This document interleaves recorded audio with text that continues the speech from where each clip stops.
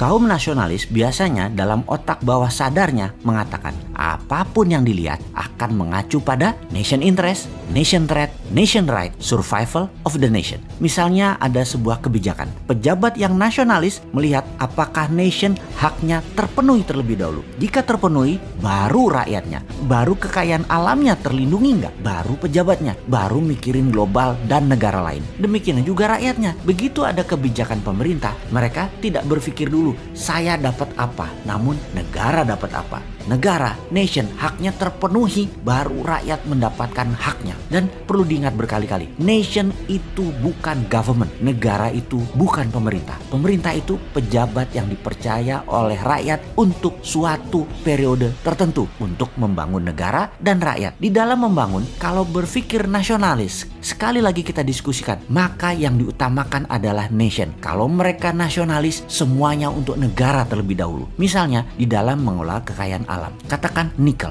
Nikel kita dikeduk. Pertanyaannya, negara dapatnya apa? Rakyat dapatnya apa? Alamnya tetap terjaga atau brutal mining penambangannya sehingga rusak itu alam sisanya? Maka di dalam perjalanan bernegara kita harus waspada sebagai rakyat. Pejabatnya nasionaliskah atau individualis atau melayani suatu kepentingan? Biasanya yang dilayani tentunya yang paling menguntungkan dirinya. Kalau melayani rakyat pasti rakyat diuntungkan. Itu seharusnya. Tetapi apakah pejabat negara seperti itu? Sebentar, bagaimana kalau kita ke negara tetangga kecil kita di wilayah selatan Pasifik? Hanya sebagai contoh. Tujuannya apa? Tujuannya adalah kita ingin samakan persepsi kita, wahai kaum nasionalis New Mind. Kita pasti semua setuju. Salah satu kewajiban pengelolaan ESDM adalah sustainable sumber daya alam. Bukan eksploitasi secepat-cepatnya seperti sekarang. Bukan juga digadaikan seperti sekarang dan diambil uangnya sekarang, tetapi dikelola dengan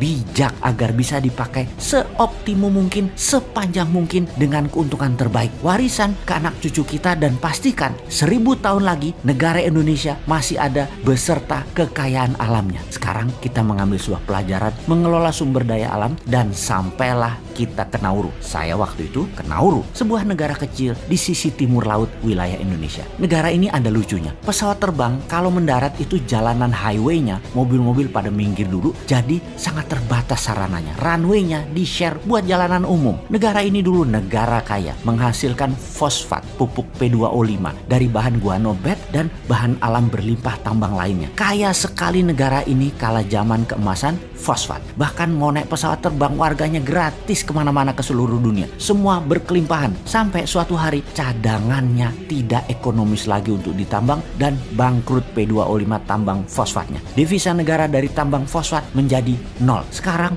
mereka miskin dan hanya hidup, salah satunya membuat diri mereka yaitu negara free tax country seperti British Virgin Island. Namun seberapa besar pendapatannya? Kecil juga. Ditambah wisata masih kecil juga. Apa yang terjadi pada mereka? Kala itu negara pengeruknya adalah Amerika. Bagi Amerika nggak peduli mereka dengan kekayaan alam negara Nauru. Pokoknya sikat aja sampai habis. Ya begitu tidak ekonomis, pindah. Sesederhana itu. Nauru mereka lupa mengelola kekayaan mereka akan sustainability, kekuatan jangka panjang dengan sumber yang dikelola optimum. Sebetulnya bukan untuk menumpuk sekarang dan dihabiskan sekarang. Kalau saja mereka paham yang namanya SWF, Sovereign Wealth Fund, mereka menjaminkan fosfat mereka untuk membangun misalnya Nauru sebagai hub maritim perkapalan ikan selatan Pasifik, negara turis dengan kasino layaknya Monaco misalnya, membangun free tax country lebih cepat, di mana fosfat tadi ketika habis bukan habis hanya mendapatkan pajak saja, namun pokoknya juga dapat. Mereka sudah gantikan kekayaan alam tadi dengan aset produktif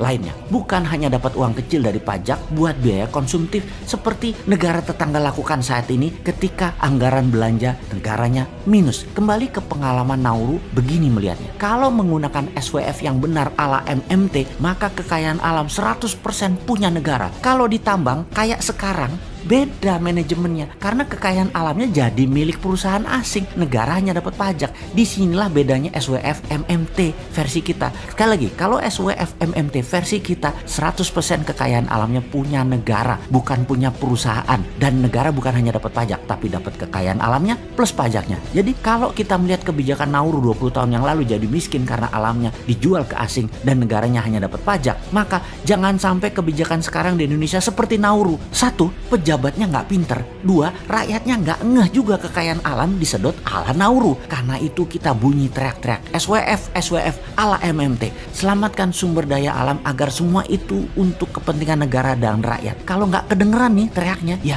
mudah-mudahan kita doakan kaum New Mind cepet-cepet dapat posisi. Amin.